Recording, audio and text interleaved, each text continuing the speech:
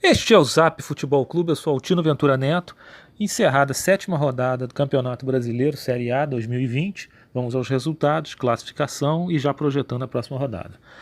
A rodada começou na quarta-feira com o clássico cearense, Ceará 1, Fortaleza 0, mais uma vitória do Vozão contra uma equipe nordestina, né? Uma bela vitória do Ceará, que já tinha eliminado o Fortaleza também na Copa do Nordeste, na semifinal. O Fortaleza, o Ceará em ascensão no campeonato e o Fortaleza fazendo uma campanha justa, né, para a expectativa. Tivemos um resultado no Fluminense 1, Atlético Goianiense 1, resultado péssimo para o Tricolor, né, empatar com o Lanterna, que estava em último lugar no campeonato, e que acabou saindo dessa lanterna com esse pontinho, mas o Fluminense começou bem, fez um gol logo no início, e perdeu um jogador expulso ainda no primeiro tempo, foi fatal, não conseguiu segurar a pressão do Atlético Goianiense e acabou sofrendo um empate. Tivemos ainda Goiás 1, Corinthians 2, um jogo entre equipes que estavam fazendo uma campanha muito ruim, resultado bom para o Corinthians, mas o futebol continua devendo, o Corinthians mal, ganhou no finalzinho, e o Goiás assumiu a lanterna do campeonato, vai mal o Goiás esse ano. Tivemos também um resultado Botafogo 0, Curitiba 0 no Engenhão, um jogo ruim, duas equipes que também estão se aproximando ali da zona do rebaixamento, mas o Curitiba numa ascensão, né? Conseguiu uma vitória fora de casa, depois venceu uma outra em casa e agora conseguiu um ponto fora, né? Então o Curitiba vem numa trajetória até favorável, né? Ele que era o lanterna. E o Botafogo, com a expectativa da estreia do Calu, foi um resultado muito ruim. Botafogo já na zona do rebaixamento na sétima rodada. Tivemos um jogo sensacional, Bahia 3, Flamengo 5, né? Um jogo com muitos gols. O primeiro tempo terminou 3-2 para o Flamengo, 5 gols no primeiro tempo. O Flamengo finalmente fez uma boa partida, foi a grande partida do campeonato, né? Relembrando os bons momentos do ano passado. O Bahia com muitas falhas, principalmente defensiva, o time muito mal, e culminou com a demissão do Roger Machado, que já vinha balançando, não é mais treinador do Bahia. E tivemos também Atlético Paranaense 1, Bragantino 1, né? Resultado um empate ruim para os dois, pior para o Atlético Paranaense, que é uma equipe, como eu vinha falando, que é a que mais sente a falta da torcida nos estádios, né? Ele não consegue se impor mais, nem jogando na Arena da Baixada, já coleciona algumas derrotas, e agora um empate contra o modesto Bragantino, né? São resultados que não aconteceriam em condições normais de presença de público. O Furacão é sério candidato a cair se não abrir o olho, né? Com essa performance de tropeçando em casa e com dificuldade de somar pontos em fora, o Atlético Paranaense tem que abrir o olho. E o Bragantino desde o início do campeonato, candidato a descenso, como eu vinha apontando.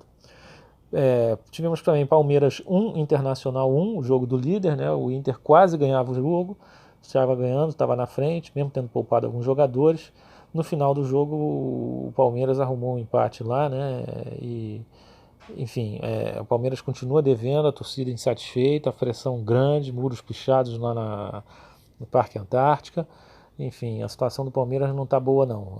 Luxemburgo balançando e a torcida acho que já cansou, não aguenta mais 3, 4 anos de que o Palmeiras tem elenco, tem jogadores, não joga bem, não tem bom estilo de jogo.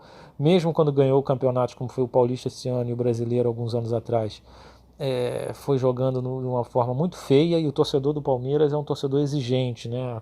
Está acostumado ao futebol sempre ofensivo, bonito, com qualidade, da academia, clássica, enfim. Diferentemente do torcedor do Corinthians, que se satisfaz só com a vitória, joga por uma bola, com retranca. O torcedor do Corinthians não está muito preocupado com isso, mas o torcedor do Palmeiras, ele tem um outro perfil, é exigente com relação à performance.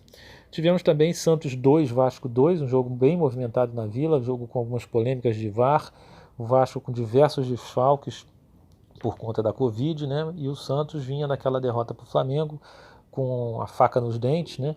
E tudo indicava que iria ganhar, saiu na frente, mas não conseguiu segurar não. O Vasco conseguiu um belo resultado, mais um bom resultado do Ramon. O Ramon realmente dando uma consistência ao Vasco nesse campeonato, é uma diferença enorme para o Abel, né? Impressionante.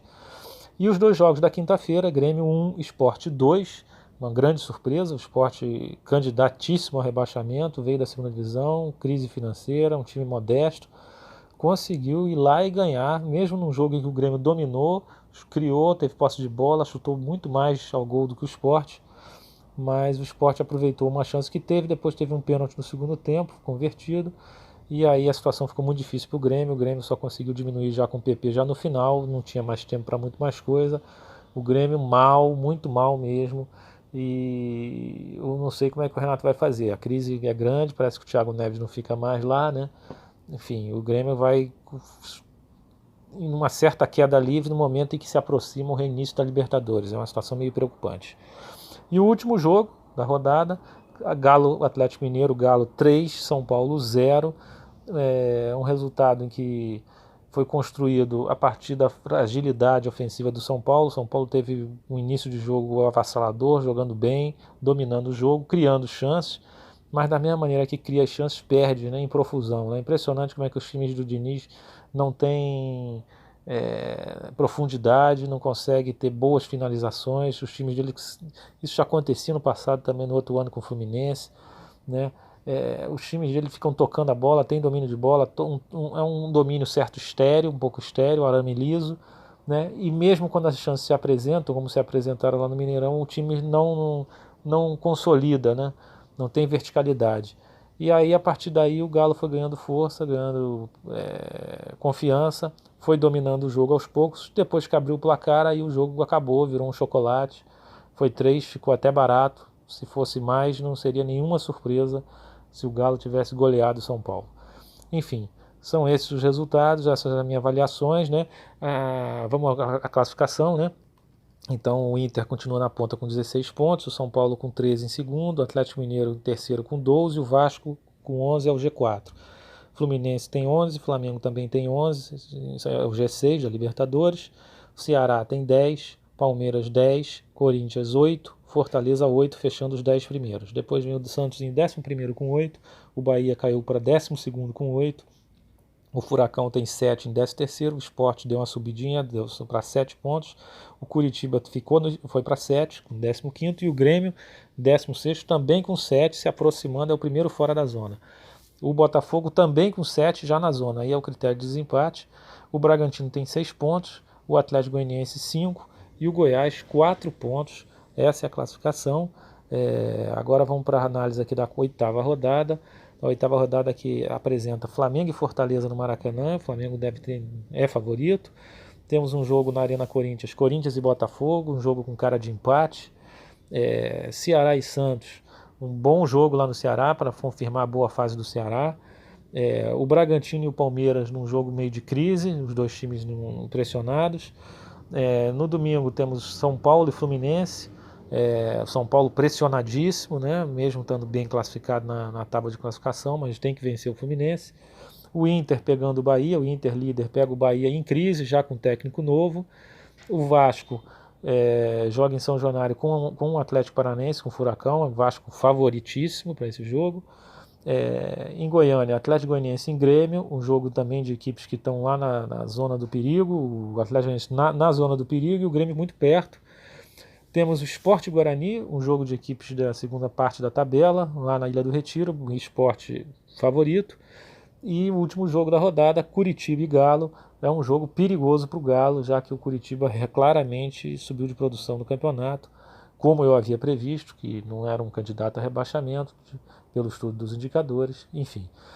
Então são esses os jogos, são essas as minhas avaliações. Vão lá, deixem sua opinião, o que vocês acham. Até a próxima, galera. Forte abraço.